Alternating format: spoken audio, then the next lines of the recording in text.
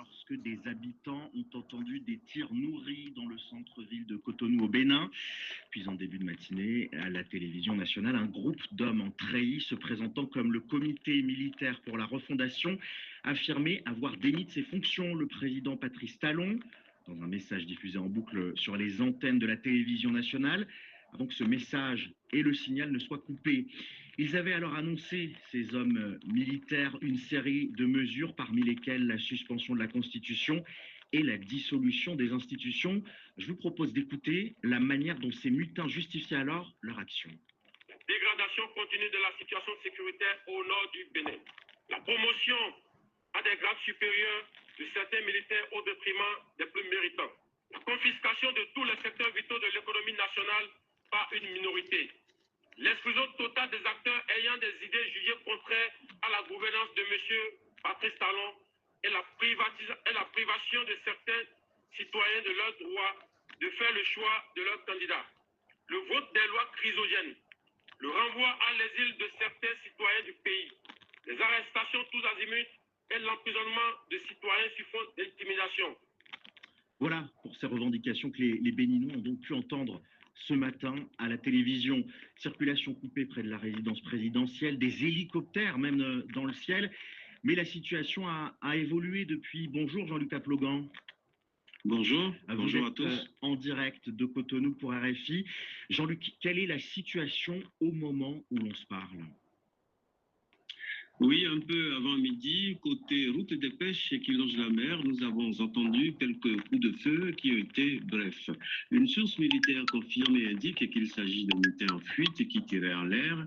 La première prise de parole publique est intervenue juste après. Le ministre de l'Intérieur a évoqué une mutinerie visant à déstabiliser l'État et ses institutions. Selon le ministre Alassane Seydou, elle a échoué grâce à la riposte des forces armées béninoises. Patrice Talon se porte bien, affirment ses proches.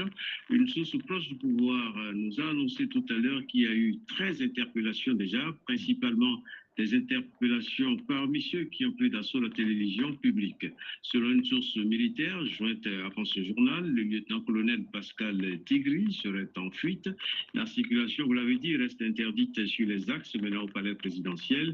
Ailleurs, dans la ville de Cotonou, le trafic est normal. Les cultes se sont tenus dans les églises ce dimanche et les fidèles sont en train de rentrer chez eux en ce moment. Voilà pour la situation. Donc, au moment où l'on se parle, Jean-Luc, que sait-on de ce qu'il s'est passé ce matin exactement ?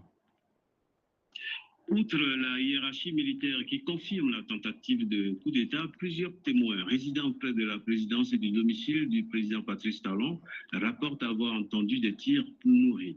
Selon plusieurs sources, les mutins se sont dirigés vers le domicile de Patrice Talon où ils ont été énergiquement repoussés. Ensuite, ils ont ciblé le palais avant de faire irruption dans les locaux de la radio-télévision publique où ils ont réussi à enregistrer leur message. Le lieutenant-colonel Pascal Tigri est un officier d'artillerie. Il appartient à la garde nationale.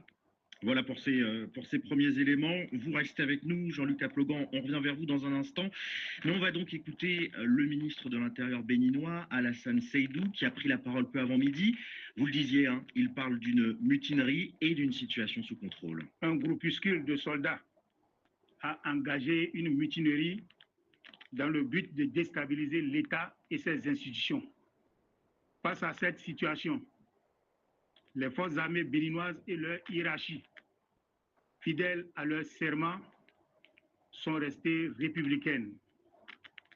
Leur riposte a permis de garder le contrôle de la situation et de faire échec à la manœuvre.